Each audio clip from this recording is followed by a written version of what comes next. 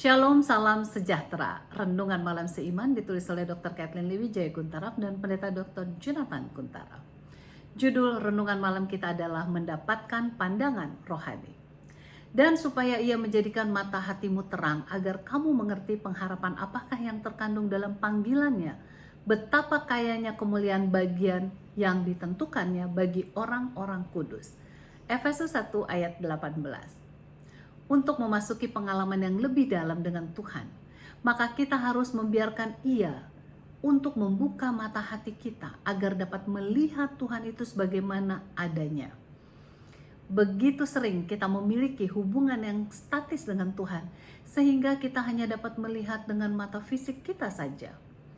Dan sekarang ini sudah waktunya bagi kita sebagai tubuh Kristus untuk benar-benar hidup dalam kepenuhan hubungan dengannya, karena pengorbanannya yang diberikan kepada kita.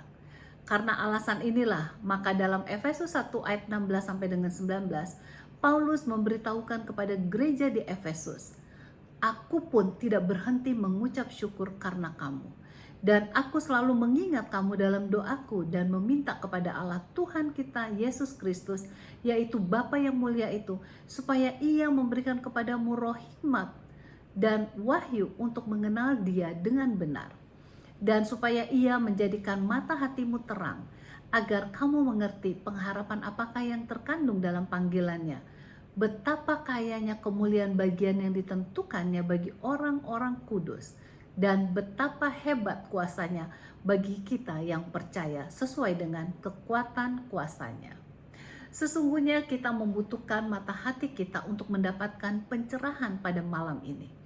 Kita membutuhkan Roh Kudus untuk datang dan melakukan pekerjaan yang luar biasa dalam kehidupan kita, sehingga kita tidak lagi hidup hanya untuk apa yang terlihat dengan mata fisik kita, akan tetapi dengan mata iman yang mengejar sesuatu yang tidak terlihat.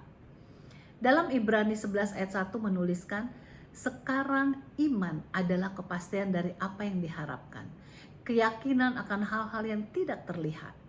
Tuhan merindukan agar kita dengan iman dapat mengejar hal-hal yang lebih dalam daripadanya.